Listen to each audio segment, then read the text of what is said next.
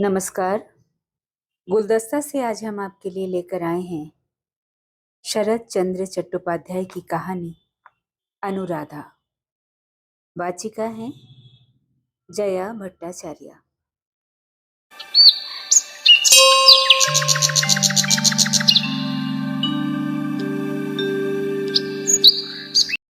विवाह योग्य लड़की की उम्र के विषय में जितना झूठ चलाया जा सकता है, उतना कहने के बावजूद उसकी सीमा लांघी जा चुकी है। ब्याह होने की आशा भी समाप्त हो गई। भैयारी ये कैसी बात से शुरू करके आंख मिचकाकर लड़की के लड़के वालों की गिनती पूछने तक में भी अब किसी को रस नहीं मिलता। समाज में ये मजाक भी बेकार सा समझा जाने लगा है। ऐसी दशा है बेचारी अनुराधा की, जबकि घटना कोई पुराने जमाने की नहीं बल्कि आधुनिक युग की है।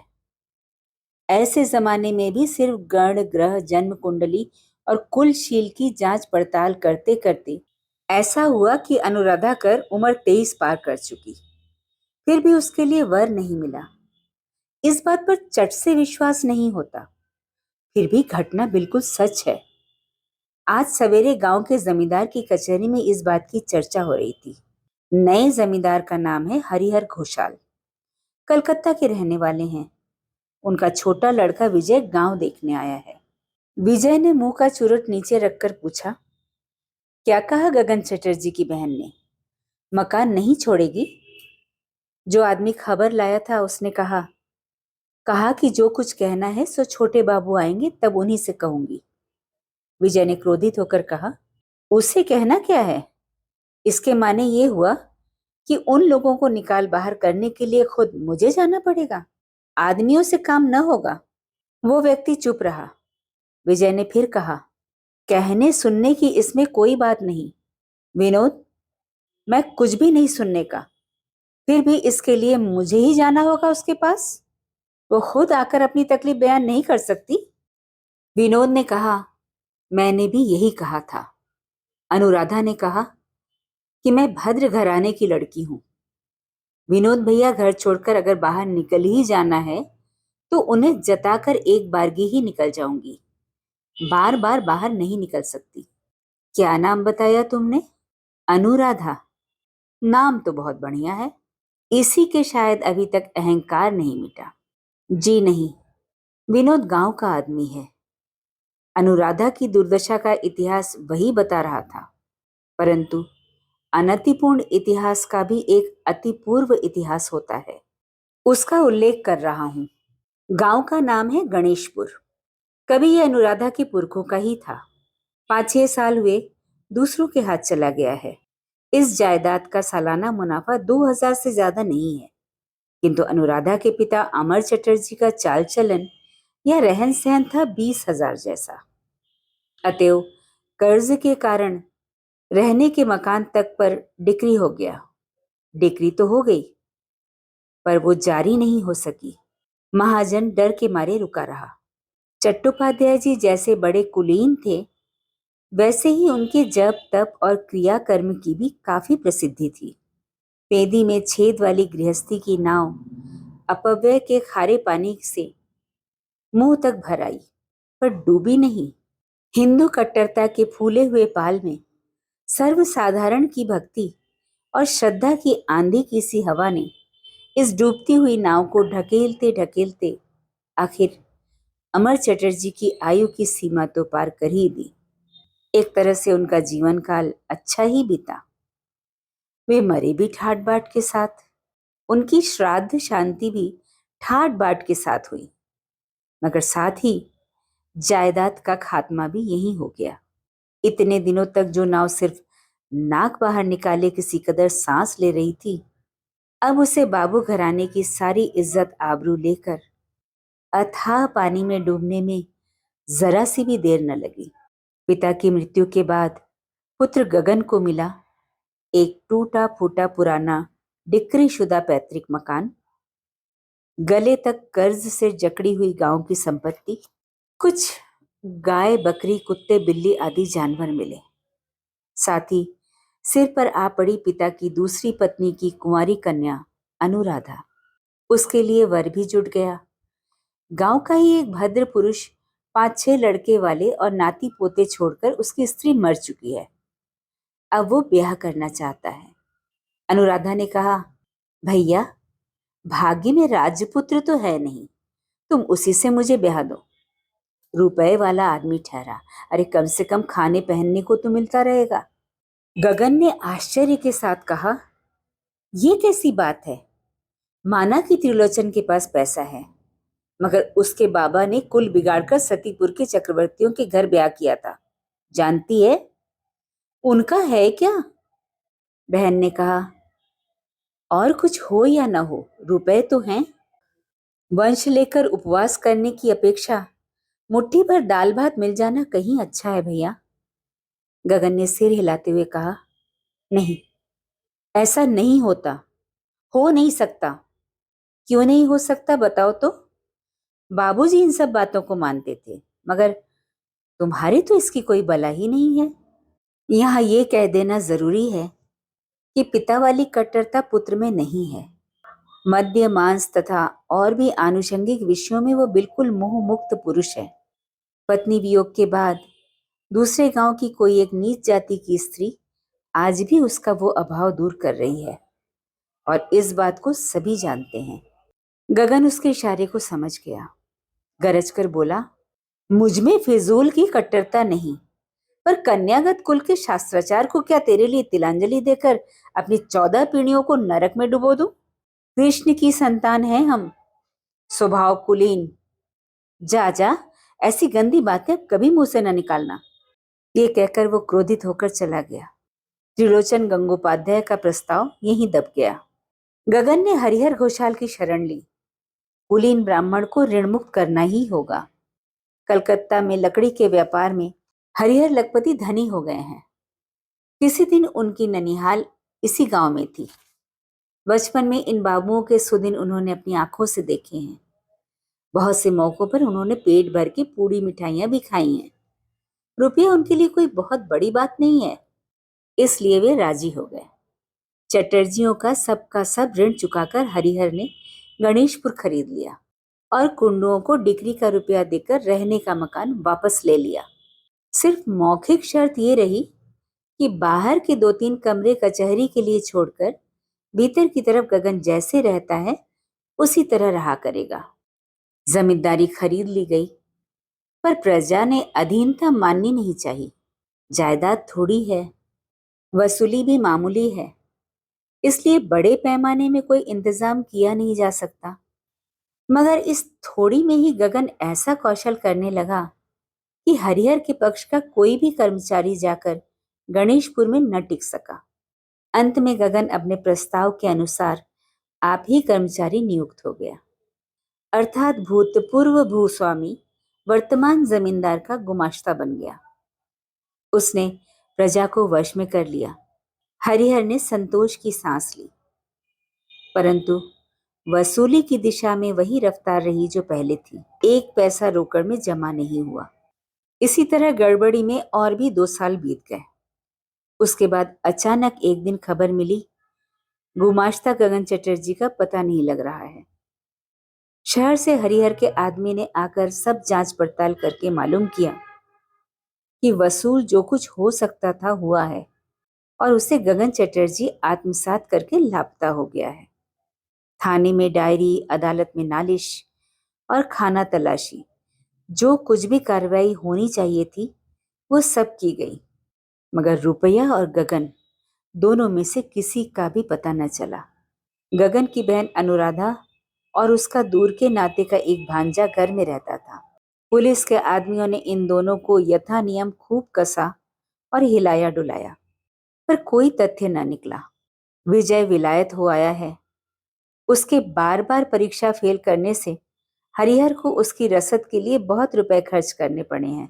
पास वो नहीं कर सका, पर विज्ञता के फलस्वरूप मिजाज गर्म करके 2 साल पहले ही देश लौटा है। विजय का कहना है कि विलायत में पास फेल में कोई प्रभेद नहीं, किताबें रटकर तो गधा भी पास हो सकता है। वैसा उद्देश्य होता तो वो यहीं बैठकर किताबें रटा करता, विलायत नहीं जाता। घर आकर उसने पिता के लकड़ी के व्यापार की काल्पनिक दुरावस्था की आशंका प्रकट की और डगमगाते व्यापार को मैनेज करने में लग गया। कर्मचारियों में इसी दरमियान उसका नाम हो गया है। मुनीम गुमाश्ते उससे शेर की तरह डरते हैं। काम के मारे जबकि उसकी सांस लेने की फुर्सत नहीं थी, तब गणेशपुर का विवरण उसके सामने आ पहुंचा। उसने कहा, यह तो जानी हुई बात है, पिता जो कुछ करेंगे सो ऐसा ही होगा, मगर और कोई उपाय नहीं। लापरवाही करने से काम नहीं चलने का। उसे सरे जमीन खुद ही जाकर कोई इंतजाम करना पड़ेगा। इसलिए वो गणेशपुर आया है। लापरवाही करने से काम नहीं चलने का। उसे सरे जमीन खुद ही जाकर कोई इंतजाम करना पड़ेगा। इसीलिए वो गणेशपुर आया है। मगर इस छोटे से काम के लिए ज्यादा दिन गांव में नहीं रहा जा सकता। जितना जल्दी हो सके इसका कोई इंतजाम करके उसे कलकत्ता लौट जाना है। सब कुछ उसके अकेले के ही सिर है। बड़े भाई अजय चटर्जी हैं अत्यंत स्वार्थी। अपने ऑफिस और स्त्री पुरुषों को लेकर व्यस्त रहते हैं। गृहस्थी की सभी बातों में अंधे हैं। बस हिस्सा बंटवारे के मामले में उनकी 10-10 आंखें काम करती हैं। उनकी स्त्री प्रभा मई कलकत्ता यूनिवर्सिटी की ग्रेजुएट है। घर वालों की खबर सुध लेना तो दूर रहा, सास ससुर जिंदा हैं या नहीं इतनी खबर रखने की भी उन्हें फुर्सत नहीं। 5-6 कमरे लेकर मकान के जिस हिस्से में वे रहते हैं वहां परिवार के लोगों का जाना आना संकुचित है। उनके नौकर चाकर अलग हैं। उड़िया बैरा है।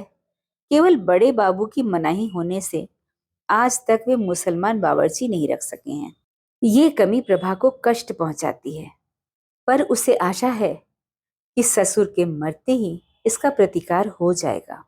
देवर विजय के प्रति हमेशा से उसकी अवज्ञा रहती आई है। सिर्फ इधर कुछ दिनों से विलायत घूम आने से उसके मनोभाव में कुछ परिवर्तन दिखाई देने लगा है। 2-4 दिन उसने न्योता देकर उसे अपने हाथ से भोजन बनाकर खिलाया है और उस मौके पर अपनी बहन अनीता से विजय का परिचय भी करा दिया है। वो इस बार बीए ऑनर्स पास करके एमए में पढ़ने की तैयारियां कर रही है। विजय विधुर है। स्त्री मर जाने के बाद ही वो विलायत चला गया था। वहां क्या किया क्या नहीं किया इसकी खोज करने की जरूरत नहीं, पर लौटने के बाद कुछ दिनों तक देखा गया है कि स्त्री जाति के संबंध में उसका मिजाज कुछ रूखा रूखा सा रहता है। माँ ने ब्याह करने के लिए कहा तो उसने तेज गले से प्रतिवाद करके उन्हें ठंडा कर दिया। तब से आज तक वो मामला गोलमाल में ही है।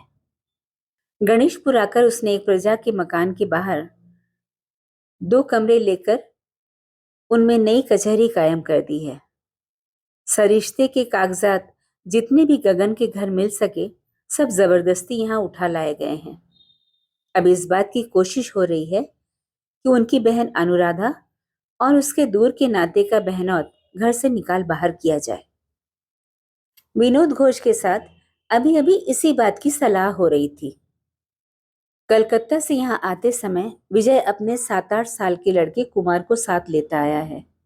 गवई गांव में सांप बिच्छू आदि के डर से माँ ने आपत्ति की थी, पर विजय ने कह दिया कि माँ, तुम्हारी बड़ी बहू के प्रसाद से तुम्हारे गोबर गणेश पोते पोतियों की कमी नहीं है। कम से कम इसे वैसा मत बनाओ, इसे आपद विपद में बढ़कर आदमी बनने दो। सुनते हैं विलायत के साहब लोग भी ठीक ऐसी ही बात कहा करते हैं, मगर साहबों की बात के अलावा भी यहाँ कुछ पोशीदा मामला है। विजय जब विलायत में था तब इस मातृहीन बालक के दिन बिना जतन के ही कटे हैं। कुमार की दादी अक्सर खाट पर पड़ी रहती हैं, अतएव काफी धन वैभव होते हुए भी कुमार को देखने भालने वाला कोई न था। इसीलिए बेचारा तकलीफों में ही इतना बड़ा हुआ है। विलायत से वापस आने पर ये बात विजय को मालूम हो गई है। गणेशपुर आते समय विजय को भाभी ने साहस हमदर्दी दिखाकर कहा था, लड़के को साथ लिए जा रहे हो लाला जी, गांव की नई जगह ठहरी, जरा सावधानी से रहना। लौटोगे कब तक? जितनी जल्दी हो सका। सुना है अपना वहां एक मकान भी है, बाबूजी ने खरीदा था। खरीदा जरूर था, पर खरीदने के मानी ही होना नहीं है। भाभी, मकान है पर उस पर अपना दखल नहीं। लेकिन अब तो तुम खुद जा रहे हो लाला जी, अब दखल होने में देर नहीं लगेगी। उम्मीद तो यही करता हूँ। दखल होने पर जरा खबर भिजवा देना। क्यों भाभी? इसके उत्तर में प्रभा ने कहा था, पास ही तो है गांव, कभी आंख से देखा नहीं, जाकर किसी दिन देख आऊंगी। अनीता का भी कॉलेज बंद है, वो भी संग जाना चाहेगी। इस प्रस्ताव को सुनकर विजय ने अत्यंत पुलकित होकर कहा था, दखल में आते ही मैं तुम्हें खबर भेज दूंगा भाभी। तब लेकिन ना नहीं कर सकोगी, अपनी बहन को भी जरूर लाना होगा। अनीता युवती है, देखने में सुंदर है और ऑनर्स के साथ बीए पास भी। साधारण स्त्री जाति के विरुद्ध विजय की बाहरी अवज्ञा होने पर भी वो एक खास रमणी के प्रति एक साथ इतने गुण मौजूद होते हुए भी वो इस तरह से धारणा रखता हो, सो बात नहीं। वहां शांत ग्राम के निर्जन प्रांत में और कभी प्राचीन वृक्षों की छाया से शीतल संकीर्ण ग्राम्य पथ पर एकांत में सहसा उसके सामने आ पड़ने की संभावना उसके मन में उस दिन बार बार झूले की तरह पेंग मार रही थी। विजय ठेठ विलायती पोशाक पहने, सिर पर हैट, मुंह में कड़ा, चुरुट और जेब में रिवॉल्वर लिए चेरी की छड़ी घुमाता हुआ बाबू घराने के सदर मकान में जा पहुंचा। साथ में 2 लठैत दरबार, कुछ अनुयायी प्रजा, विनोद घोष और पुत्र कुमार। जायदाद दखल करने में यद्यपि दंगा हंगामे का डर है, फिर भी लड़के के गोबर गणेश बना देने की बजाय मजबूत और साहसी बनाने के लिए ये बड़ी शिक्षा है। इसलिए लड़का भी साथ आया है। मगर विनोद बराबर भरोसा देता आया है कि अनुराधा अकेली और आखिर औरत ही ठहरी, वो जोर दबंगई में नहीं जीत सकती। जब रिवॉल्वर है तो साथ ले जाना ही अच्छा है। विजय ने कहा, सुना है कि वो लड़की शैतान है, चट से आदमी इकट्ठे कर लेती है और वही गगन की सलाहकार थी। स्वभाव चरित्र भी ठीक नहीं। विनोद ने कहा, जी नहीं, ऐसा तो नहीं सुना। मैंने सुना है, कहीं कोई नहीं था। विजय सुनसान आंगन में खड़ा होकर इधर उधर देखने लगा। हाँ, है तो बाबुओं जैसा मकान। सामने पूजा का दालान है, अभी तक टूटा फूटा नहीं है, परंतु जीर्णता की सीमा पर पहुंच चुका है। एक तरफ सिलसिलेवार बैठने के कमरे और बैठक खाना है। दशा सबकी एक सी ही है। कबूतरों, चिड़ियों और चमगादड़ों ने स्थायी आश्रम बना रखा है। दरबार ने आवाज दी, कोई है? उसके मर्यादा शून्य ऊंचे स्वर के चित्कार से विनोद घोष तथा और सब मारे लज्जा के संकुचित से हो गए। विनोद ने कहा, राधा जीजी को मैं जाकर खबर किए आता हूं बाबू साहब, कहकर वो भीतर चला गया। उसके कंठस्वर और बात करने के ढंग से जान पड़ता है कि अब भी इस मकान का असम्मान करने में उसे संकोच होता है। अनुराधा रसोई बना रही थी। विनोद ने जाकर विनय के साथ कहा, दीदी, छोटे बाबू बाहर आए हैं। इस दुर्दैव की वो प्रतिदिन आशंका कर रही थी। हाथ धोकर उठकर खड़ी हो गई और संतोष को पुकार कर बोली, बाहर एक दरी बिछा बेटा, कहना मौसी अभी आती है। फिर विनोद ने कहा, मुझे ज्यादा देर न होगी, बाबू नाराज न हो जाएं। विनोद भैया, मेरी तरफ से जरा उन्हें बैठने को कह दो। विनोद ने लज्जित मुख से कहा, क्या करूं दीदी, हम लोग गरीब रियाया ठहरे, जमींदार हुक्म देते हैं तो ना नहीं कर सकते। सो मैं जानती हूं विनोद भैया। विनोद चला गया। बाहर दरी बिछा दी गई, पर कोई उस पर बैठा नहीं। विजय छड़ी घुमाता हुआ टहलता और चुरुट पीता रहा। 5 मिनट बाद संतोष ने दरवाजे के बाहर आकर दरवाजे की ओर इशारा करते हुए डरते डरते कहा, मौसी जी आई हैं। विजय ठिठक कर खड़ा हो गया। शरीफ घराने की लड़की ठहरी। उसे क्या कहकर संबोधन करना चाहिए, इस दुविधा में पड़ गया। मगर अपनी कमजोरी जाहिर करने से काम न चलेगा, लिहाजा पुरुष कंठ से उसने अंतर्राल वर्तिनी की तरफ लक्ष्य करके कहा, यह मकान हम लोगों का है, सो तो तुम जानती हो। उत्तर आया, जानती हूं। तो फिर खाली क्यों नहीं कर रही हो? अनुराधा ने पूर्ववत ओट में से भांजी की जबानी अपना वक्तव्य कहलाने की कोशिश की, परंतु लड़का एक तो चालाक चतुर न था, दूसरे नए जमींदार के कड़े मिजाज की बात भी उसके कान में पड़ गई थी। इसलिए डर के मारे वो घबरा गया, एक भी शब्द उससे साफ साफ कहते नहीं बना। विजय ने 5-6 मिनट तक धीरज धरकर समझने की कोशिश की, फिर सहसा डपट कर बोला, तुम्हारी मौसी को जो कुछ कहना हो सामने आकर कहे। नष्ट करने लायक समय मेरे पास नहीं है। मैं कोई भालू चीता नहीं हूं जो उसे खा जाऊंगा। मकान क्यों नहीं छोड़ती सो बताओ। अनुराधा बाहर नहीं आई, उसने वहीं से बात की, संतोष के मार्फत नहीं, अपने ही मुंह से साफ साफ कहा, मकान छोड़ने की बात नहीं हुई थी। आपके पिता हरिहर बाबू ने कहा था, इसके भीतर के हिस्से में हम लोग रह सकेंगे। कोई लिखा पढ़ी है? नहीं, लिखा पढ़ी कुछ नहीं है, मगर वे तो अब भी मौजूद हैं। उनसे पूछने पर मालूम हो जाएगा। पूछने की मुझे कोई गरज नहीं है। ये शर्त उनसे लिखवा क्यों नहीं ली? भैया ने इसकी जरूरत नहीं समझी। उनके मुंह की बात से लिखा पढ़ी बड़ी हो सकती है, ये बात शायद भैया को मालूम नहीं होगी।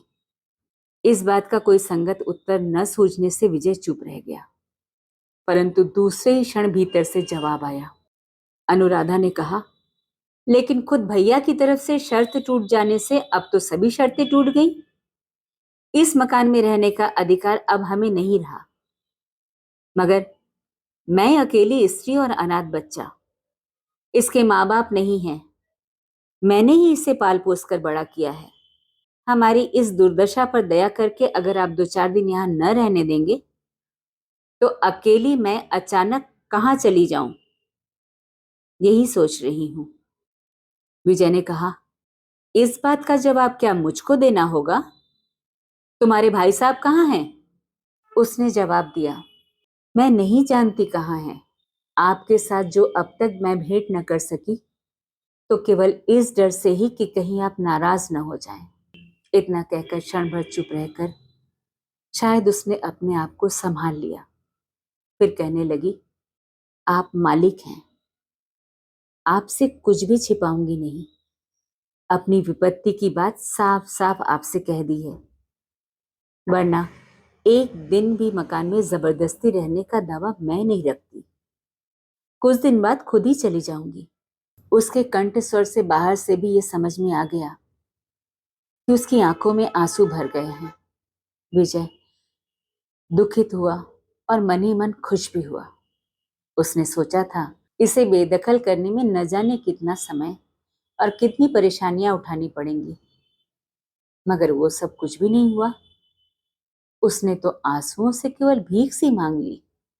उसकी जेब की पिस्तौल और दरबानों की लाठियां भीतर ही भीतर उसी को लानत देने लगी, मगर अपनी कमजोरी भी जाहिर नहीं की जा सकती। उसने कहा, रहने देने में मुझे कोई आपत्ति नहीं थी, लेकिन मकान मुझे अपने लिए चाहिए। जहां हूं वहां बड़ी दिक्कत होती है। इसके सिवा हमारे घर की स्त्रियां भी एक बार देखने के लिए आना चाहती हैं। लड़की ने कहा, अच्छी बात है, चली आए ना। बाहर के कमरों में आप आराम से रह सकते हैं और भीतर 2 मंजिले पर बहुत से कमरे हैं। स्त्रियां आराम से रह सकती हैं, कोई तकलीफ ना होगी। और परदेश में उन्हें भी तो कोई जानकार चाहिए, सो मैं उनकी बहुत कुछ सहायता कर सकती हूँ। अब विजय लज्जित होकर आपत्ति जताता हुआ बोला, नहीं नहीं, ऐसा भी कहीं होता है? उनके साथ आदमी वगैरह सभी आएंगे, तुम्हें कुछ न करना होगा। पर भीतर के कमरे क्या मैं एक बार देख सकता हूँ? उत्तर मिला, क्यों नहीं देख सकते, है तो ये आप ही का मकान। आइए।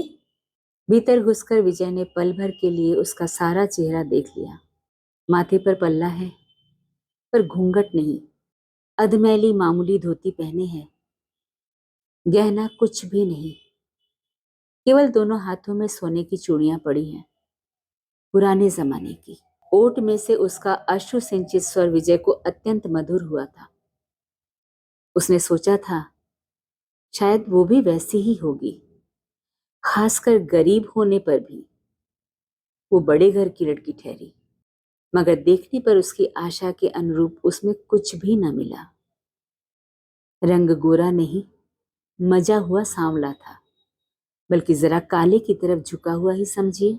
साधारण गांव की लड़कियां दिखने में जैसी होती हैं वैसी ही है। शरीर कृश, छरहरा, लेकिन काफी गठा हुआ मालूम होता है। इसमें कोई शक नहीं कि बैठे बैठे या सोए सोए उनके दिन नहीं बीते। केवल उसमें एक विशेषता दिखाई दी, उसके ललाट पर आश्चर्यजनक निर्दोष सुंदर गठन है।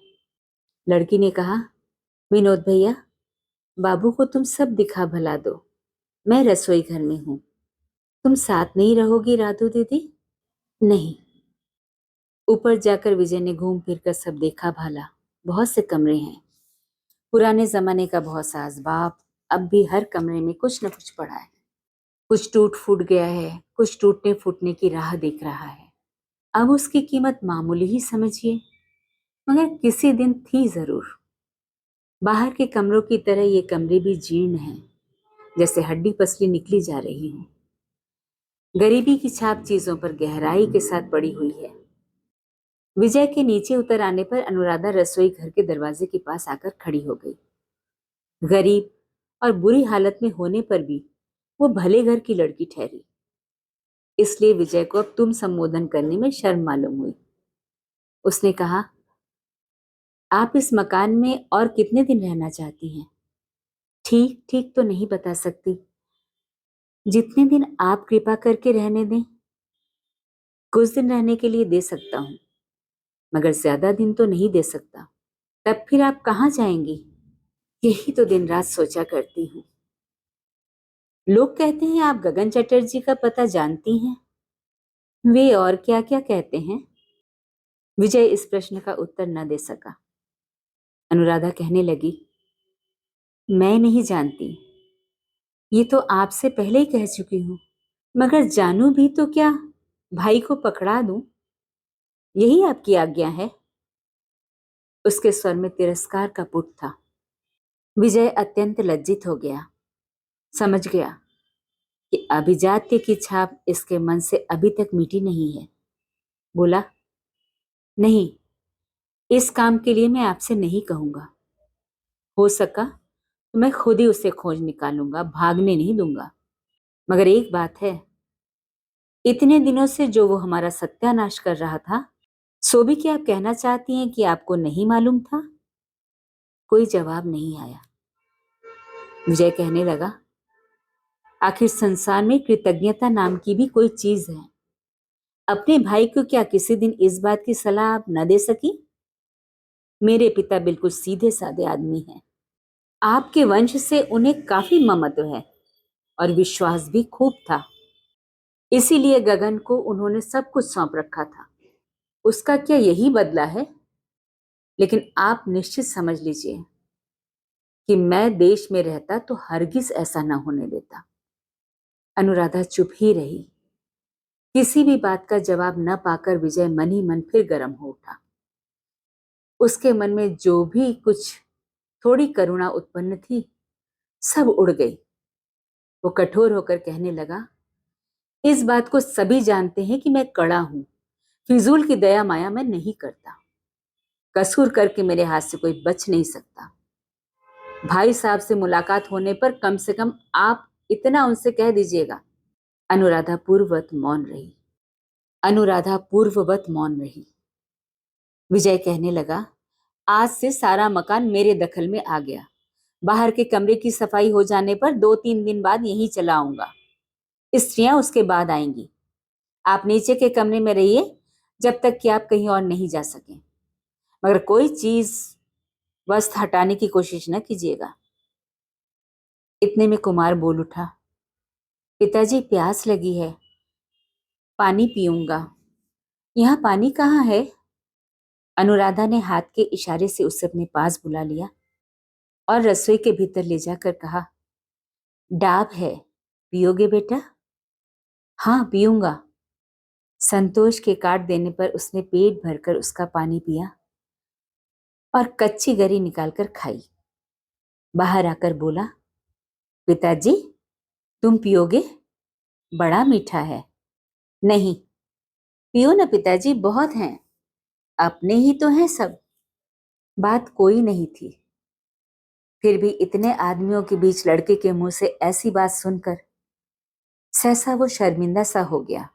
बोला, नहीं, नहीं पीऊंगा, तू इधर चल। बाबुओं के मकान का सदर अधिकार करके विजय जमकर बैठ गया। 2 कमरे उसने अपने लिए रखे और बाकी कमरों में कचहरी कर दी। विनोद घोष किसी जमाने में जमींदारी सरिश्ते में काम कर चुका था। उसी बूते पर वो नया गुमाश्ता नियुक्त हो गया, परंतु झंझट नहीं मिटी। इसका मुख्य कारण था कि गगन चटर्जी रुपए वसूल करके हाथ के हाथ रसीद देना अपमानकारक समझता था, क्योंकि उसमें अविश्वास की बू आती है। वो चटर्जी वंश के लिए गौरव की बात थी। इसलिए उसके अंतर्धान होने के बाद प्रजा आफत में फंस गई है। मौखिक साक्षी और प्रमाण ले लेकर लोग रोज ही हाजिर हो रहे हैं, रोते झीकते हैं। किसने कितना दिया और किस पर कितना बाकी है, इसका निर्णय करना एक कष्ट साध्य और जटिल प्रश्न हो गया है। विजय जितनी जल्दी कलकत्ता लौटने की सोचकर आया था, उतनी जल्दी न जा सका। 1 दिन 2 दिन करते करते 10-12 दिन बीत गए। इधर लड़के की हो गई संतोष से मित्रता।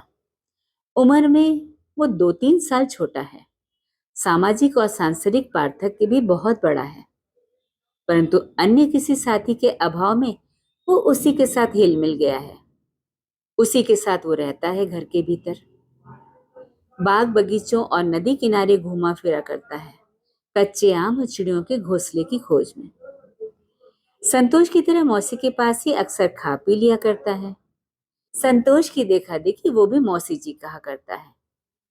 विजय रुपए पैसे के हिसाब के झंझट के बाहर ही फंसा रहता है, जिससे हर वक्त वो लड़के की खोज खबर नहीं ले सकता। जब खबर लेने की फुर्सत मिलती है तो उसका पता नहीं चलता। सहसा किसी दिन डांट फटकार लगाकर उसे पास बैठा भी रखता है तो छुटकारा पाते ही वो दौड़कर मौसी जी की रसोई में जा घुसता है। संतोष के साथ बैठकर दोपहर को भात खाता है और शाम को रोटी और गरी के लड्डू का बंटवारा कर लेता है। उस दिन शाम को लोग बाग कोई आए नहीं थे। विजय ने चाय पीकर चुरुट सुलगाते हुए सोचा, चले नदी किनारे घूम आए। अचानक याद आई, दिन भर से आज लड़का दिखाई नहीं दिया। पुराना नौकर खड़ा था। उससे पूछा, कुमार कहाँ है रे? उसने इशारे से दिखाते हुए कहा, भीतर। रोटी खाई थी आज? नहीं। जबरदस्ती पकड़कर खिला क्यों नहीं देता? यहाँ खाना जो नहीं चाहता मालिक, गुस्सा होकर फेंक फाक कर चल देता है। कल से उसे मेरे साथ खाने बैठाना। ये कहकर न जाने क्या सोचकर वो टहलने जाने की बजाय सीधा भीतर चला गया। लंबे चौड़े आंगन के दूसरी तरफ से लड़के की आवाज सुनाई दी, मौसी जी, 1 रोटी और 2 गरी के लड्डू जल्दी। जिसे आदेश दिया गया था उसने कहा, उतर आओ ना बेटा, तुम लोगों की तरह मैं क्या पेड़ पर चढ़ सकती हूँ? जवाब मिला, चढ़ सकोगी मौसी, जरा भी मुश्किल नहीं। उस मोटी डाल पर पैर रखकर इस छोटी डाल को पकड़कर चट से चढ़ाओगी। विजय पास जाकर खड़ा हो गया। रसोई के सामने एक बड़ा सा आम का पेड़ है। उसी की 2 मोटी डालों पर कुमार और संतोष बैठे हैं। पैर लटकाकर तने से पीठ टेके दोनों खा रहे थे। विजय को देखते ही दोनों सिटपिटा गए। अनुराधा रसोई के किवाड़ के पीछे छिपकर खड़ी हो गई। विजय ने पूछा, यही क्या इन लोगों की खाने की जगह है? किसी ने उत्तर नहीं दिया। विजय अंतर्राल वर्तिनी को लक्ष्य करके कहने लगा, आप पर देखता हूं कि ये जोर जुल्म किया करता है। अब की बार अनुराधा ने मुक्त कंठ से जवाब दिया, हाँ। फिर भी तो आप सिर चढ़ाने में कसर नहीं रखती। क्यों सिर चढ़ा रखी हैं? नहीं चढ़ाने से और भी ज्यादा उधम मचाएंगे, इस डर से। लेकिन सुना है कि घर पर तो ऐसा उधम नहीं करता। संभव है न करता हो। उसकी माँ नहीं है, दादी बीमार रहा करती हैं। आप कामकाज में बाहर फंसे रहते हैं। ऊधम मचाता किसके आगे? विजय को ये बात मालूम न हो सो नहीं, परंतु फिर भी लड़के की माँ नहीं है, ये बात दूसरे के मुंह से सुनकर उसे दुख हुआ। बोला, आप तो मालूम होता है बहुत कुछ जान गई हैं। किसने कहा आपसे? कुमार ने? अनुराधा ने धीरे से कहा, कहने लायक उम्र उसकी नहीं हुई है, फिर भी उसके मुंह से ही सुना है। दोपहर को मैं इन लोगों को धूप में बाहर निकलने नहीं देती, तो आंख बचाकर भाग जाते हैं। जिस दिन नहीं जा पाते उस दिन मेरे पास लौटकर घर की बातें किया करते हैं।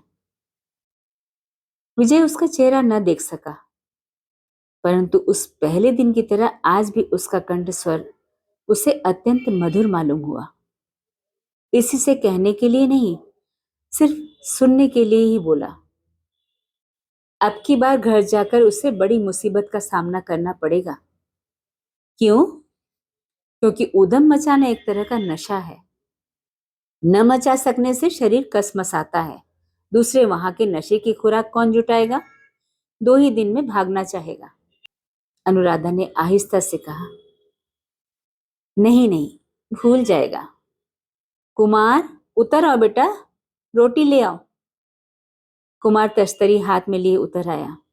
मौसी के हाथ से और भी कई रोटियां और गरी के लड्डू लेकर उससे सटकर खड़ा खड़ा खाने लगा। पेड़ पर नहीं चढ़ा। विजय ने देखा कि वे चीज धनी घर की अपेक्षा पद गौरव में चाहे जितनी भी तुच्छ क्यों न हो, पर वास्तविक सम्मान की दृष्टि से जरा भी तुच्छ नहीं। लड़का क्यों मौसी के रसोई घर के प्रति इतना आसक्त हो गया है, विजय उसका कारण समझ गया। वो सोचकर तो ये आया था कि कुमार की लुब्धता पर इन लोगों की तरफ से अकारण और अतिरिक्त खर्चा की बात कहकर प्रचलित शिष्ट वाक्यों से पुत्र के लिए संकोच प्रकट करेगा, और करने जा भी रहा था, पर बाधा आ पड़ी।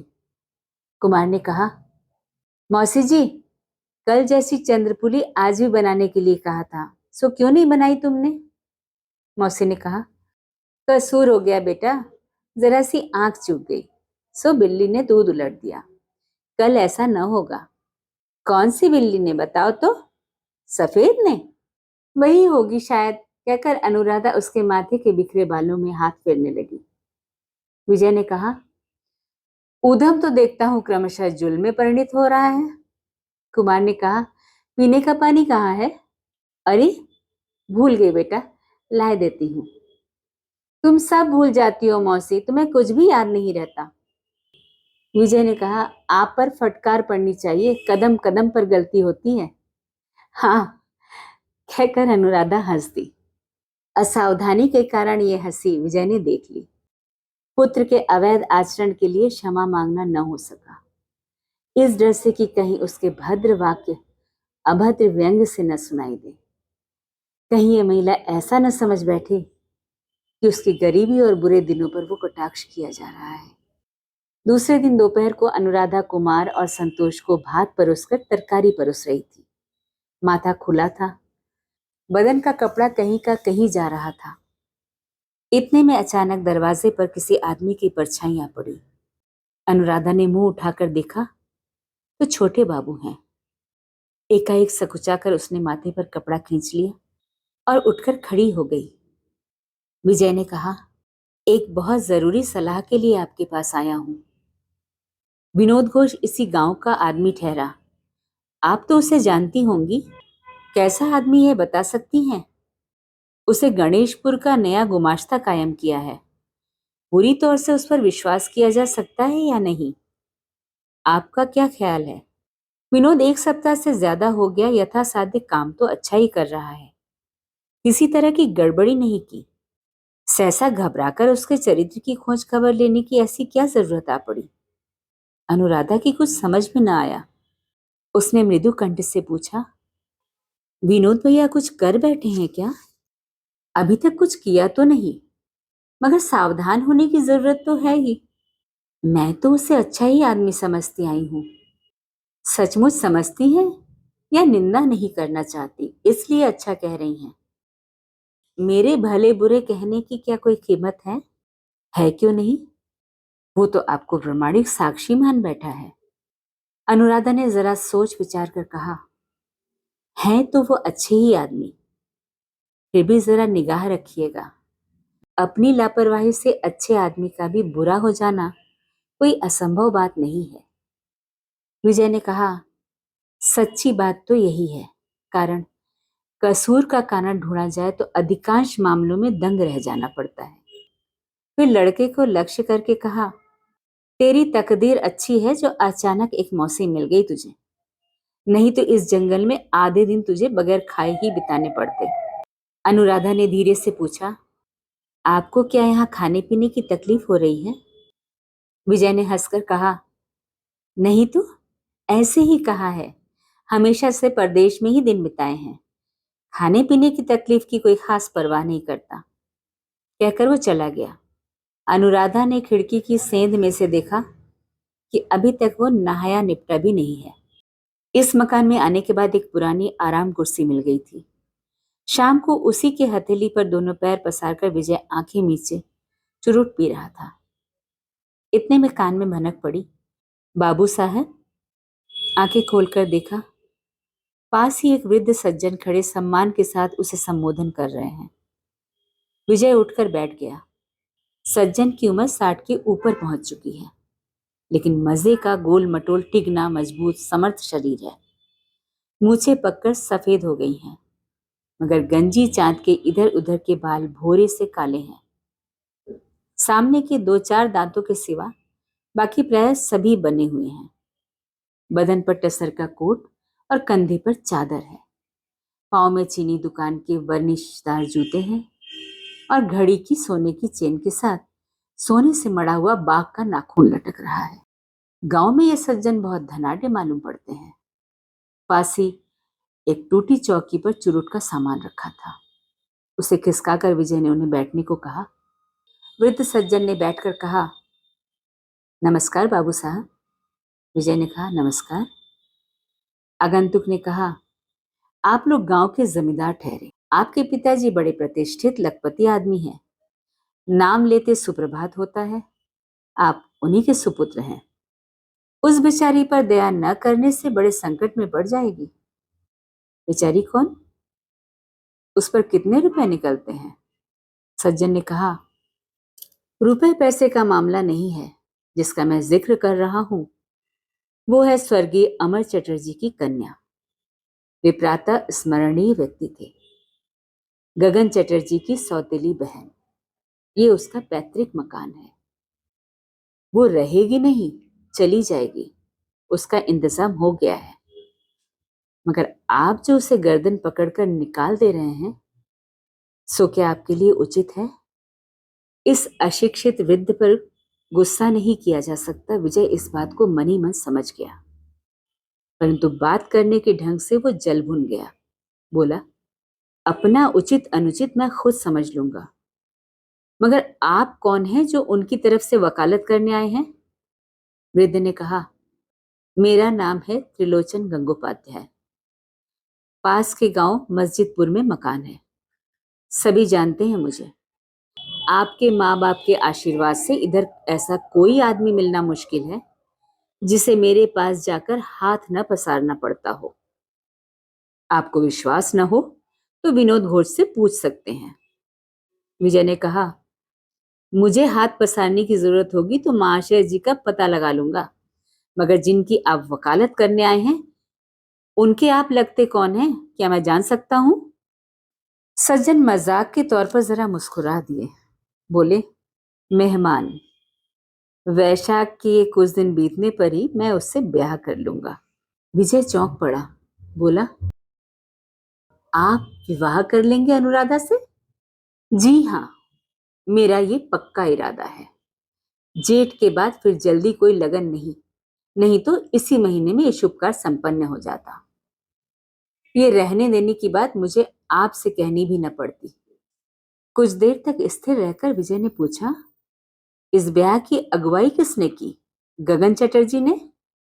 वृद्ध ने क्रुद्ध दृष्टि से देखते हुए कहा, वो तो फरारी असामी है महाशय, रियाया का सत्यानाश करके चंपत हो गया है। इतने दिनों से वही तो विघ्न डाल रहा था, नहीं तो अगहन में ही ब्याह हो जाता। कहता था हम लोग स्वभाव कुलीन ठहरे, कृष्ण की संतान, वंशज के घर बहन को नहीं ब्याहेंगे, ये था उसका बोल। अब वो गुरूर कहाँ गया? वंशज के घर ही तो आखिर गरजू बनकर आना पड़ा। आजकल के जमाने में कुल कौन खोजता फिरता है महाशय? रुपया ही कुल है, रुपया ही इज्जत, रुपया ही सब कुछ है। कहिए, ठीक है कि नहीं? विजय ने कहा, हाँ सो तो ठीक है। अनुराधा ने मंजूर किया है? सज्जन ने दंभ के साथ अपनी जांग पर हाथ मारकर कहा, मंजूर? कहते क्या है महाशय, खुशामदे की जा रही हैं। शहर से आकर आपने जो एक घुड़की दी, बस फिर क्या था, आंखों तले अंधेरा ही अंधेरा दिखाई देने लगा। जाऊं तो जाऊं कहां हो गया। नहीं तो मेरा तो इरादा ही बदल गया था। लड़कों की राय नहीं, बहुओं की राय नहीं, लड़कियां और दामाद भी सब विमुख हो गए थे। और मैंने भी सोचा कि जाने दो, गोली मारो, 2 बार तो गृहस्थी हो चुकी, अब रहने दो। पर राधा ने स्वयं आदमी भेजकर मुझे बुलवाकर कहा, गांगुली महाशय चरणों में स्थान दीजिए, तुम्हारे घर आंगन बुहार कर खाऊंगी सो भी अच्छा। तब क्या करता, मंजूर करना ही पड़ा। विजय अवाक हो रहा। वृद्ध महाशय कहने लगे, ब्याह इसी मकान में होना चाहिए, देखने में जरा भद्दा मालूम होगा, नहीं तो मेरे मकान में भी हो सकता था। गगन चटर्जी की कोई एक बुआ है, वे ही कन्यादान करेंगी। अब तो सिर्फ आप राजी हो जाएं तो सब काम ठीक हो जाएगा। विजय ने मुंह उठाकर कहा, राजी होकर मुझे क्या करना पड़ेगा बताइए? मैं मकान खाली करने की ताकीद न करूं, यही तो अच्छी बात है। ऐसा ही होगा, अब आप जा सकते हैं। नमस्कार। नमस्कार महाशय जी, नमस्कार। सो तो है ही, सो तो है ही, आपके पिता ठहरे लखपति, प्रातः स्मरणीय आदमी, नाम लेने से सुप्रभात होता है। सो होता है, आप अब पधारिए। तो जाता हूं महाशय जी, नमस्कार, कहकर त्रिलोचन बाबू चल दिए। वृद्ध महाशय के चले जाने पर विजय चुपचाप बैठा हुआ अपने मन को समझा रहा था कि उसे इस मामले में सिर खपाने की क्या जरूरत है। वास्तव में इसके सिवा लड़की के लिए चारा ही क्या है। कोई ऐसी बात नहीं जो संसार में पहले कभी ना हुई हो। संसार में ऐसा तो होता रहता है, फिर उसके लिए दुश्चिंता किस बात की। सहसा विनोद घोष की बात उसे याद आ गई। उस दिन वो कह रहा था, अनुराधा अपने भैया के साथ इसी बात पर झगड़ने लगी थी कि कुल के गौरव से उसे क्या करना है, आसानी से खाने पहनने भर को मिल जाए, इतना ही काफी है। प्रतिवाद में गगन ने गुस्से में आकर कहा था, तो क्या माँ बाप का नाम डुबोना चाहती है? अनुराधा ने जवाब दिया था, तुम उनके वंशधर हो, नाम कायम रख सको तो रखना, मैं नहीं रख सकूंगी। इस बात की वेदना विजय न समझ सका। खुद भी वो कौलीन्य सम्मान पर जरा भी विश्वास रखता हो सो बात नहीं, मगर फिर भी उसकी सहानुभूति जा पड़ी गगन पर। और अनुराधा के तीखे उत्तर की ज्यों जो अपने मन में आलोचना करने लगा, त्यों त्यों उससे वो लज्जाहीन, लोभी, हीन और तुच्छ मालूम होने लगी। इधर बाहर सहन में क्रमशः आदमियों की भीड़ जम रही थी। अब उनको लेकर उसे काम शुरू करना है, मगर आज उसे कुछ अच्छा नहीं लगा। दरबान से कहकर उनको विदा कर दिया और बैठक में अकेला बैठा न रहा गया तो वो न जाने क्या सोचकर एक बार की सीधा घर के भीतर पहुंच गया। रसोई घर के सामने खुले बरामदे में चटाई बिछाकर अनुराधा लेटी हुई है।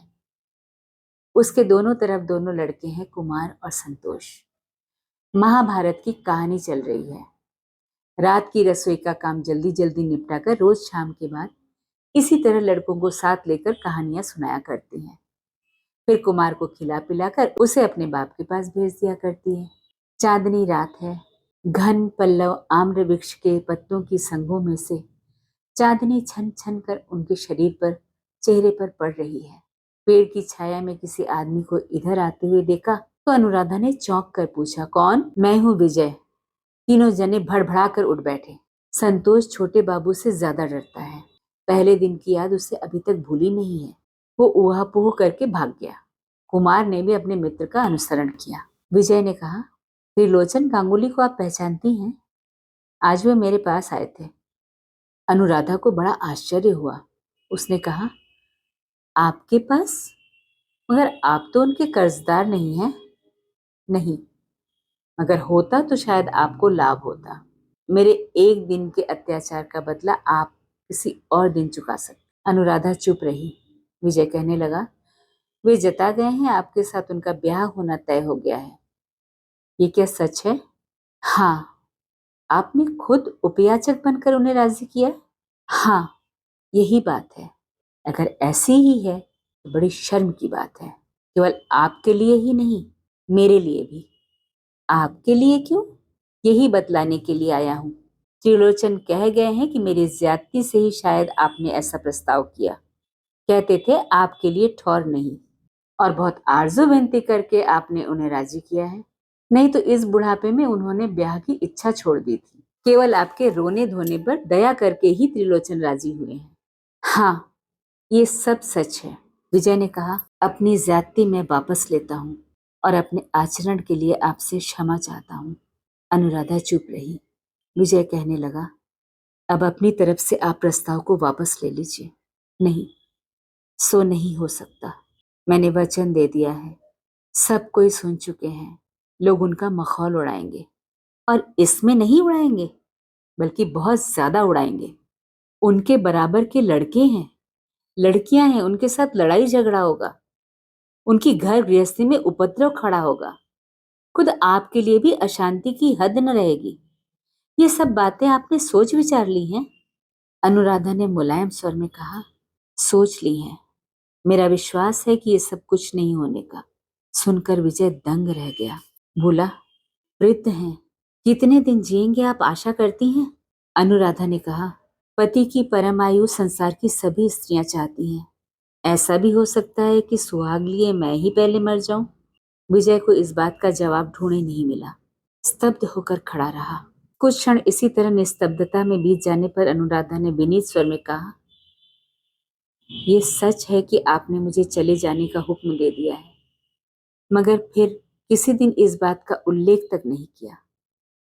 दया की योग्य मैं नहीं हूं, फिर भी आपने दया की है। मन ही मन मैं इसके लिए कितनी कृतज्ञ हूं, ये जता नहीं सकी हूं। विजय की तरफ से कोई उत्तर न पाकर कहने लगी, भगवान जानते हैं, आपके विरुद्ध किसी के पास मैंने एक भी बात नहीं कही। कहने से मेरी तरफ से अन्याय होता, मेरा झूठ कहना होता। गांगुली महाशय ने अगर कुछ कहा हो तो वो उनकी बात है, मेरी नहीं। फिर भी मैं उनकी तरफ से क्षमा मांगती हूँ। विजय ने पूछा, आप लोगों का ब्याह है 13 जेठ को, तो करीब महीना भर बाकी है ना? इसमें अब कोई परिवर्तन नहीं हो सकता? शायद शायद नहीं, कम से कम भरोसा तो वो वैसा ही दे गए हैं। विजय बहुत देर तक चुप रहकर बोला, तो फिर मुझे और कुछ नहीं कहना, लेकिन अपने भविष्य जीवन पर आपने जरा भी विचार नहीं किया। इस बात का मुझे बड़ा अफसोस है। अनुराधा ने कहा, एक बार नहीं, 100 बार विचार किया है। ये मेरी दिन रात की चिंता है। आप मेरे शुभाकांक्षी हैं।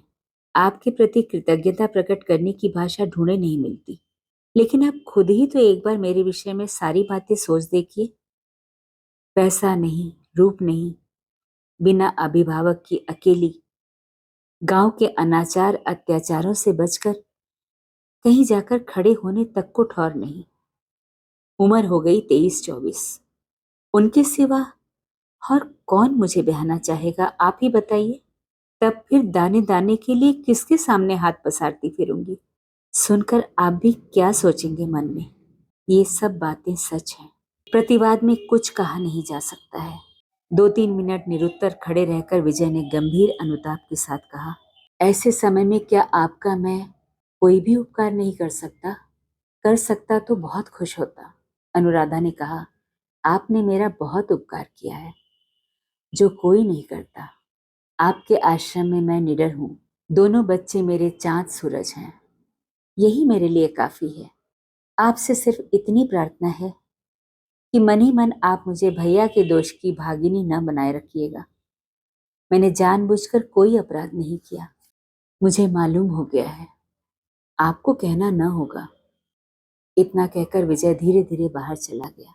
कलकत्ता से कुछ साग सब्जी फल फलारी और मिठाई वगैरह आई थी। विजय ने नौकर से रसोई के सामने टोकरी उतरवाकर कहा, भीतर होंगी जरूर। विजय ने कहा, आपको पुकारना भी मुश्किल है। हमारे समाज में होती तो मिस चटर्जी या मिस अनुराधा कहकर आसानी से पुकारा जा सकता था, पर यहाँ तो वो बात बिल्कुल ही नहीं चल सकती। आपके लड़कों में से कोई होता तो उनमें से किसी को अपनी मौसी को बुला दे कहकर काम निकाला जा सकता था, पर इस वक्त वे भी फरार हैं। क्या कहकर बुलाऊं, बताइए। अनुराधा दरवाजे के पास जाकर बोली, आप मालिक ठहरे, मुझे राधा कहकर पुकारा कीजिए। विजय ने कहा, बुलाने में कोई आपत्ति नहीं, पर मालिकाना हक के जोर से नहीं। मालिकाना हक था गगन चटर्जी पर, मगर वो तो चंपत हो गया। आप क्यों मालिक मानने लगी? आपको किस बात की गरज है? भीतर से सुनाई दिया, ऐसी बात न कहिए, आप हैं तो मालिक ही। विजय ने कहा, उसका दावा मैं नहीं करता, पर उम्र का दावा जरूर रखता हूं। मैं आपसे बहुत बड़ा हूं। नाम लेकर पुकारा करूं तो आप नाराज ना होइएगा। नहीं। विजय ने इस बात पर लक्ष्य किया कि घनिष्ठता करने का आग्रह स्वयं उसकी तरफ से कितना ही प्रबल क्यों न हो, पर दूसरे पक्ष की तरफ से जरा भी नहीं।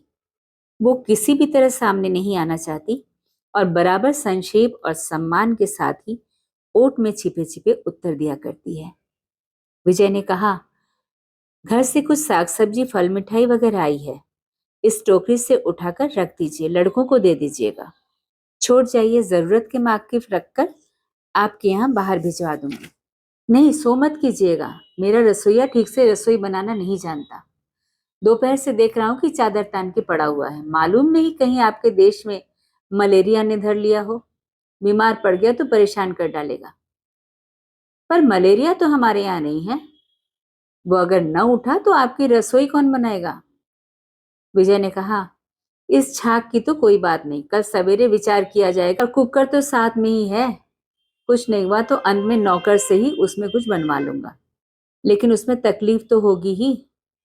नहीं, मुझे तो आदत पड़ी है। हाँ, लड़के को तकलीफ पाते देखता तो जरूर कष्ट होता। सो उसका भार आपने ले रखा है। क्या बना रही है इस छाक? टोकरी खोल के देखिए ना, शायद कोई चीज काम आ जाए। काम तो आएगी ही, पर इस छाक मुझे रसोई बनानी नहीं है। नहीं बनानी क्यों? कुमार की देह कुछ गर्म सी मालूम होती है। रसोई बनाने से वो खाने के लिए मचलेगा। उस छाक का जो कुछ बचा है उससे संतोष का काम चल जाएगा। देह गर्म हो रही है उसकी? कहाँ है वो? मेरे बिछौने पर पड़ा संतोष के साथ गपशप कर रहा है। आज कह रहा था बाहर नहीं जाएगा, मेरे ही पास सोएगा। विजय ने कहा, सोया रहे, लेकिन ज्यादा लाड़ दुलार पाने से फिर वो मौसी को छोड़कर घर नहीं जाना चाहेगा। तब फिर एक नई परेशानी उठानी पड़ेगी। नहीं उठानी पड़ेगी। कुमार कहना न मानने वाला लड़का नहीं है। विजय ने कहा, क्या होने से कहना न मानने वाला होता है सो आप जाने, पर मैंने तो सुना है कि आपको वो कम परेशान नहीं करता। अनुराधा कुछ देर चुप रहकर बोली, परेशान करता है तो सिर्फ मुझे ही तो करता है, किसी और को नहीं करता। विजय ने कहा, सो मैं जानता हूं, लेकिन मौसी ने मान लो सह लिया, पर ताई जी उसकी नहीं सहने की, और अगर किसी दिन विमाता आ गई तो जरा भी बर्दाश्त नहीं करेगी। आदत बिगड़ जाने से खुद उसी के लिए विपत होगी। लड़के के लिए विपद हो ऐसी विमाता आप घर में लाए ही क्यों? न सही। विजय ने कहा, लानी नहीं पड़ती। लड़के की तकदीर फूटने पर विमाता अपने आप घर में आ जाती है। तब उस खराबी को रोकने के लिए मौसी की शरण लेनी पड़ती है। पर हाँ, अगर वे राजी हों। अनुराधा ने कहा, जिसकी माँ नहीं है मौसी उसे छोड़ नहीं सकती।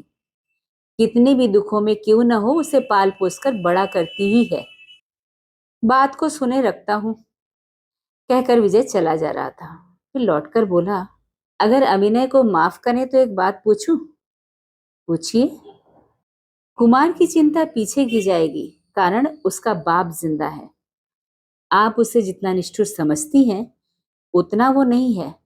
पर संतोष, उसके बाप माँ ही जाते रहे हैं। नए मौसा त्रिलोचन के घर अगर उसके लिए ठौर न हो तो क्या करेंगी? इस बात पर विचार किया है? अनुराधा ने कहा, मौसी के लिए स्थान होगा, भांजी के लिए नहीं होगा। होना तो चाहिए, लेकिन जितना मैं उन्हें देख सका हूं उससे तो ज्यादा भरोसा नहीं होता। इस बात का जवाब अनुराधा उसी वक्त न दे सकी। सोचने में जरा समय लगा। फिर शांत और दृढ़ कंठ से कहने लगी, तब पेड़ के नीचे दोनों के लिए स्थान होगा, उसे कोई नहीं रोक सकता। विजय ने कहा, बात तो मौसी के लायक है, इससे इनकार नहीं किया जा सकता, मगर ये संभव नहीं। तब उसे मेरे पास भेज दीजिएगा। वो कुमार का साथी है, कुमार अगर आदमी बन सका तो वो भी बन जाएगा। भीतर से फिर कोई जवाब नहीं आया। विजय कुछ देर प्रतीक्षा करने के बाद बाहर चला गया। 2-3 घंटे बाद संतोष आकर दरवाजे के बाहर से बोला, मौसी जी आपको खाने के लिए बुला रही हैं। मुझे? विजय ने पूछा। हाँ, कहकर चला गया। अनुराधा के रसोई घर में आसन बिछा हुआ था। विजय आसन पर बैठकर बोला, रात आसानी से कट जाती, क्यों आपने इतनी तकलीफ उठाई? अनुराधा पास ही खड़ी चुप रही। परोसी हुई चीजों में कोई अधिक नहीं थी, पर जतन से बनाए और परोसे जाने का परिचय हर चीज में झलक रहा था। कैसे सुंदर ढंग से वो चीजें सजी हुई थी। खाते खाते विजय ने पूछा, कुमार ने खाया? सागू पीकर सो गया है, लड़ा नहीं आज? अनुराधा हंस दी, बोली, मेरे पास सोएगा इसलिए आज वो बिल्कुल शांत है, कतई नहीं लड़ा। विजय ने कहा, उसके कारण आपकी झंझटें बढ़ गई हैं, पर इसमें मेरा दोष नहीं। वो खुद कैसे आपकी गृहस्थी में आकर चुपचाप शामिल हो गया, यही मैं सोचता हूँ। मैं भी यही सोचती हूँ। मालूम होता है उसके चले जाने पर आपको कष्ट होगा।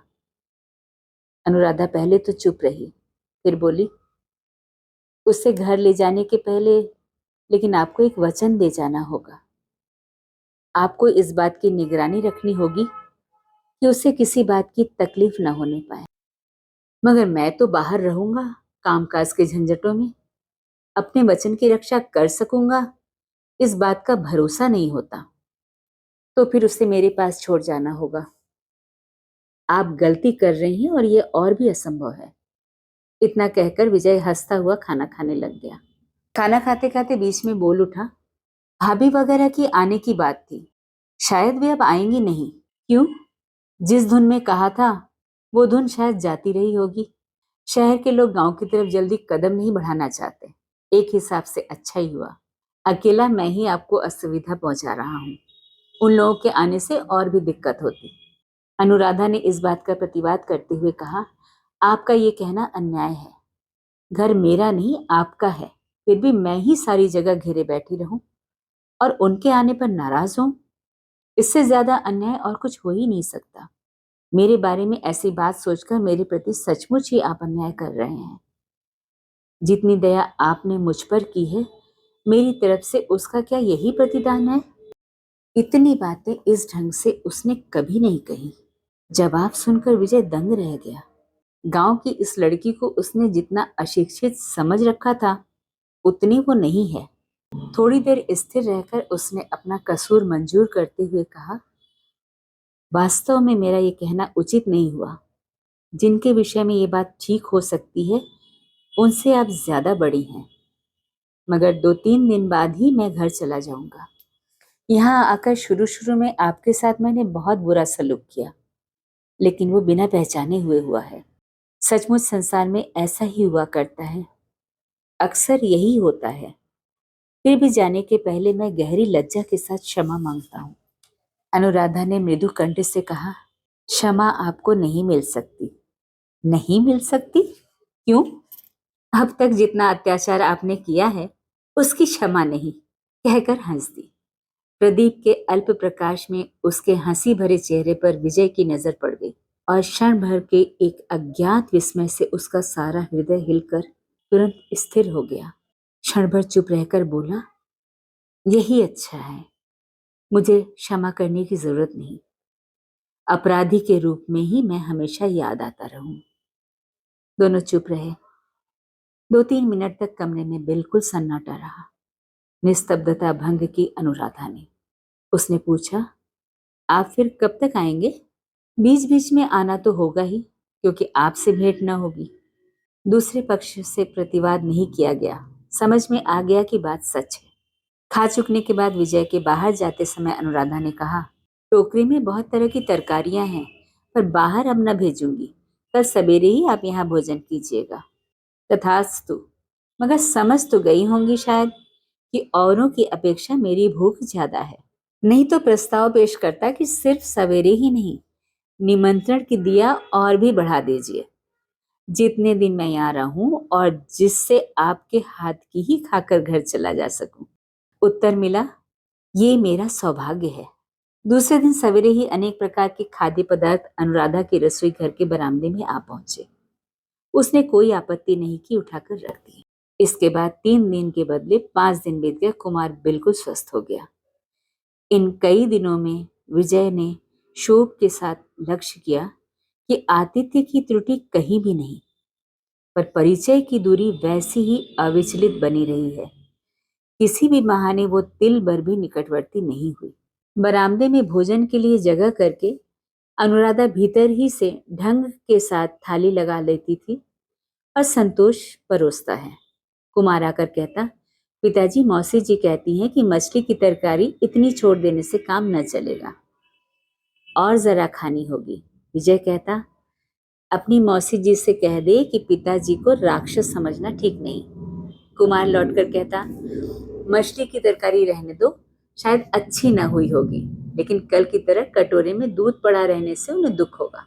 विजय ने सुनाकर कहा, तेरी मौसी जी अगर कल से नाद के बदले कटोरे में दूध दिया करें तो न पड़ा रहेगा। इसी तरह से 5 दिन बीत गए। स्त्रियों के आदर जतन का चित्र विजय के मन में हमेशा से ही अस्पष्ट था। अपनी माँ को वो बचपन से ही अस्वस्थ और अपटु देखता आया है। गृहिणीपन का कोई भी कर्तव्य वे पूरी तौर से नहीं कर पाती थी। उसकी अपनी स्त्री भी सिर्फ 2-2.5 साल जीवित रही, तब वो पढ़ता था। उसके बाद फिर उसका लंबा समय सुदूर प्रवास में ही बीता। उस दिशा के अपने अनुभवों की भली बुरी बहुत सी स्मृतियां कभी कभी उसे याद आती हैं, परंतु वे सब मानो पुस्तक में पढ़ी हुई कल्पित कहानियों की तरह अवास्तव मालूम होती हैं। जीवन की वास्तविक आवश्यकताएं पूर्ण रूप से संबंध विहीन रही और हैं उनके भाभी प्रभा में। सो जिस परिवार में भाभी का प्राधान्य है, भले बुरे की आलोचना हुआ करती है, वो परिवार उसे अपना नहीं मालूम होता। माँ को उसने बहुत बार रोते देखा है, पिता को नाराज और उदास रहते देखा है, पर इन सब बातों को उसने खुद ही असंगत और अनधिकार चर्चा समझा है। ताई अपने देवर पुत्रों की खबर न ले या बहू अपने सास ससुर की सेवा न करे तो बड़ा भारी अपराध है, ऐसी धारणा भी उसकी नहीं थी। और स्वयं अपनी स्त्री को भी ऐसा आचरण करते देखता तो वो मर्माहत होता, सो बात भी नहीं। परंतु आज उसकी इतने दिनों की धारणा को इन अंतिम 5 दिनों ने मानो धक्के देकर शिथिल कर दिया। आज शाम की गाड़ी से उसके कलकत्ता रवाना होने की बात थी। नौकर चाकर चीज वस्तु बांधकर तैयारी कर रहे थे। कुछ ही घंटों की देरी थी। इतने में संतोष ने आकर ओट में से कहा, मौसी जी भोजन के लिए बुला रही हैं। इस वक्त? हाँ, कहकर संतोष वहां से खिसक लिया। विजय ने भीतर जाकर देखा कि बरामदे में बाकायदा आसन बिछाकर भोजन के लिए स्थान कर दिया गया है। मौसी का गला पकड़कर कुमार झूल रहा था। उसके हाथ से अपने को छुड़ाकर अनुराधा रसोई में घुस गई। आसन पर बैठकर विजय ने कहा, इस वक्त ये क्या? भीतर से अनुराधा ने कहा, जरा खिचड़ी बना रखी है, खाते जाइए। जवाब देते समय विजय को अपना गला जरा साफ कर लेना पड़ा। बोला, बेवक्त आपने क्यों तकलीफ की? इसकी अपेक्षा 4-6 पूड़ियां ही उतार देती तो काम चल जाता। अनुराधा ने कहा, पूड़ी तो आप खाते नहीं, घर पहुंचते पहुंचते रात के 2-3 बज जाएंगे। बगैर खाए उपास से जाते तो क्या मुझे कम तकलीफ होती? बराबर ख्याल आता रहता कि लड़का गाड़ी में बिना खाए पिए यूं ही सो गया होगा। विजय चुपचाप खाता रहा। फिर बोला, विनोद को कह दिया है, वो आपकी देखरेख करता रहेगा। जितने दिन आप इस मकान में हैं, आपको किसी तरह की तकलीफ ना होगी। फिर वो कुछ देर चुप रहकर कहने लगा, और एक बात आपसे कहे जाता हूँ, अगर कभी भेंट हो तो गगन से कह दीजिएगा कि मैंने उसे माफ कर दिया है, पर इस गांव में अब वो ना आए। आने से माफ ना करूंगा। कभी भेंट हुई तो उनसे कह दूंगी। इतना कहकर अनुराधा चुप हो गई। फिर क्षण भर बाद बोली, मुश्किल है कुमार को लेकर। आज वो किसी तरह जाने को राजी नहीं होता, और जाना क्यों नहीं चाहता सो भी नहीं बताता। विजय ने कहा, इसलिए नहीं बताता कि वो खुद नहीं जानता, और मन ही मन ये भी समझता है कि वहां जाने से उसे तकलीफ होगी। तकलीफ क्यों होगी? उस घर का यही नियम है। पर हो तकलीफ, आखिर इतना बड़ा हुआ तो वही है, उसे ले जाने की जरूरत नहीं, यहीं रहने दीजिए मेरे पास। विजय ने हंसते हुए कहा, मुझे कोई आपत्ति नहीं, मगर ज्यादा से ज्यादा 1 महीने रह सकता है, उससे ज्यादा तो रह नहीं सकता। इससे लाभ क्या? दोनों ही मौन रहे। अनुराधा ने कहा, इसकी जो भी माता आएंगी, सुना है कि वे शिक्षित हैं। हाँ, वे बीए पास हैं, पर बीए तो उसकी ताई ने भी पास किया है।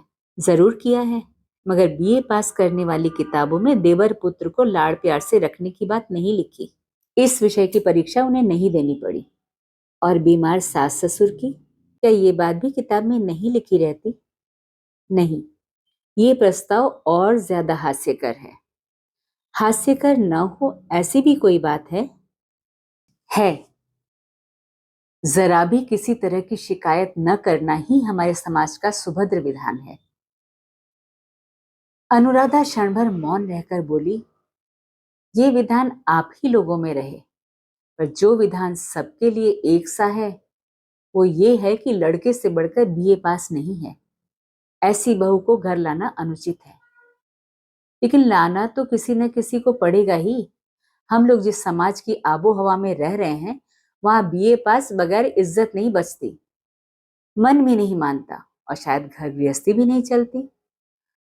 माँ बाप मरे भांजे के लिए पेड़ के नीचे रहना मंजूर करने वाली बहू के साथ हम वनवास कर सकते हैं, पर समाज में नहीं रह सकते। अनुराधा का स्वर क्षण भर के लिए तीखा हो उठा। बोली, नहीं, ऐसा नहीं हो सकता। आप इसे किसी निर्दयी विमाता के हाथ नहीं सौंप सकते। विजय ने कहा, सो कोई डर नहीं, कन्नड़ सौंप देने पर भी कुमार हाथ से फिसलकर नीचे आ गिरेगा, पर इसके माने ये नहीं कि वे निर्दय ही हैं। अपनी भावी पत्नी की तरफ से मैं आपकी बात का तीव्र प्रतिवाद करता हूं। मार्जित रुचि सम्मत उदास अवहेलना से उनमें मुरझाई हुई आत्मीयता की बर्बरता नाम मात्र को भी नहीं। ये दोष आप उन्हें न दीजिए। अनुराधा हंसकर बोली, प्रतिवाद आप जितना चाहें, पर मुझे मुरझाई हुई आत्मीयता के माने तो जरा समझा दीजिए। विजय ने कहा, ये हम लोगों के बड़े सर्किल का पारिवारिक बंधन है। उसका कोड ही अलग है और चेहरा भी स्वतंत्र है। उसकी जड़ें रस नहीं खींचती, पत्तों का रंग हरा भी नहीं होने पाता कि पीला होने लगता है। आप गांव के गृहस्थ घर की लड़की हैं, स्कूल कॉलेज में पढ़कर पास नहीं हुई, पार्टी या पिकनिक में शरीक नहीं हुई, लिहाजा इसका निगूढ़ अर्थ आपको मैं नहीं समझा सकता। सिर्फ इतना सा आभास दे सकता हूं कि कुमार की भी माता आकर उसे जहर पिलाने की भी तैयारी न करेगी, और न चाबुक हाथ में लेकर उसके पीछे ही पड़ जाएगी, क्योंकि वो मार्जित रुचि विरुद्ध आचरण है। इसलिए इस बारे में आप निश्चिंत हो सकती हैं। अनुराधा ने कहा, मैं उनकी बात छोड़ देती हूँ, पर आप एक वचन दीजिए कि खुद भी देखभाल करेंगे। मेरी सिर्फ इतनी ही विनती है। विजय ने कहा, वचन देने को जी तो चाहता है, पर मेरा स्वभाव और तरह का है, आदत भी दुनिया से अलग है। आपके आग्रह की याद करके बीच बीच में देखने भालने की कोशिश करता हूँ, मगर जितना आप चाहती हैं उतना हो सकेगा ऐसा तो नहीं मालूम होता। अच्छा, अब मैं भोजन कर चुका, जाता हूं, चलने की तैयारी करनी है। इतना कहकर वो उठ बैठा। बोला, कुमार आप ही के पास रहेगा। घर छोड़ने का दिन आ जाए तो उसे विनोद के साथ कलकत्ता भेज देना। जरूरत महसूस करें तो उसके साथ संतोष को भी बिना किसी संकोच के भेज दें। शुरू शुरू में आपके साथ जैसा सलूक किया है ठीक वैसी ही मेरी प्रकृति नहीं है। चलते चलते आपको भरोसा दिए जाता हूं कि मेरे घर कुमार से ज्यादा अनादर संतोष का नहीं होगा। मकान के सामने घोड़ा गाड़ी खड़ी है, चीज वस्तु लादी जा चुकी है। विजय गाड़ी पर चढ़ना ही चाहता है कि कुमार ने कहा, पिताजी मौसी बुला रही हैं। अनुराधा सदर दरवाजे के पास खड़ी थी, बोली, प्रणाम करने के लिए बुलवा लिया, फिर कब कर सकूंगी मालूम नहीं। कहकर उसने गले में आंचल डालकर दूर से प्रणाम किया, फिर उठकर खड़ी हो गई और कुमार को अपनी गोद के पास खींचकर बोली, दादी जी से कह दीजिएगा कि सोच फिकर न करें, जितने भी दिन मेरे पास रहेगा किसी तरह का अनादर न होगा। विजय ने हंसकर कहा, विश्वास होना मुश्किल है। मुश्किल किसके लिए? क्या आपके लिए? कहकर वो हंस पड़ी और दोनों आंखें चार हो गईं। विजय ने स्पष्ट देख लिया कि उसके पलक भीगे हुए हैं। मुंह झुकाकर उसने कहा, किंतु कुमार को ले जाकर तकलीफ न दीजिए, फिर कहने का मौका नहीं मिलेगा। इसी से बराबर कह रही हूं। आपके घर की बात याद आते ही उसे भोजन को जी नहीं चाहता। तो मत भेजिए। उत्तर में वो एक सांस दबाकर चुप रह गई। विजय ने कहा, जाने के पहले आपको अपने वादे की बात फिर एक बात याद दिला दूं। आपने वचन दिया है कि कभी कोई जरूरत पड़ेगी तो मुझे चिट्ठी लिखेंगी। मुझे याद है, मैं जानती हूं कि गांगुली महाशय से मुझे भिखारिन की तरह ही मांगना होगा। मन के संपूर्ण धिक्कार को तिलांजलि देकर ही मांगना होगा। पर आपके पास वो बात नहीं। जो चाहूंगी बिना किसी संकोच के आसानी से मांग लूंगी। पर याद रहे, कहकर विजय जाना ही चाहता था कि अनुराधा ने कहा, तो आप भी एक वचन देते जाइए। कहीं की जरूरत पड़ने पर मुझे भी जताएंगे। जताने के लायक मुझे क्या जरूरत पड़ेगी अनुराधा? सो मैं कैसे बताऊं? मेरे पास और कुछ नहीं है, पर जरूरत आ पड़ने पर हृदय से सेवा तो कर सकती हूँ। आपके वो करने देंगे? मुझे कोई भी नहीं रोक सकता। कुमार नहीं आया सुनकर विजय की मां मारे आतंक के सिहर उठी। ये कैसी बात है रे? जिसके साथ लड़ाई है उसी के साथ लड़के को छोड़ आया? विजय ने कहा, जिसके साथ लड़ाई थी वो पाताल में जाकर छिप गया है मां। किसकी मजाल की उसे ढूंढ निकाले। तुम्हारा पोता अपनी मौसी के पास है, कुछ दिन बाद आ जाएगा। अचानक उसकी मौसी कहां से आ गई? विजय ने कहा, भगवान के बनाए हुए संसार में अचानक कौन कहां से आ पहुंचता है मां, कोई नहीं बता सकता। जो तुम्हारे रुपए पैसे लेकर डुबकी लगा गया है ये उसी गगन चटर्जी की छोटी बहन है। पर तुम्हारे पोते ने सब गड़बड़ कर दिया। उसने उसका ऐसा दामन पकड़ा कि दोनों को एक साथ बगैर निकाले उसे निकाला ही नहीं जा सकता था। मां ने अंदाजे से बात को समझकर पूछा, कुमार मालूम होता है उसके बस में हो गया है। उस लड़की ने खूब लाड़ प्यार किया होगा शायद। बेचारे को लाड़ प्यार तो मिला नहीं कभी।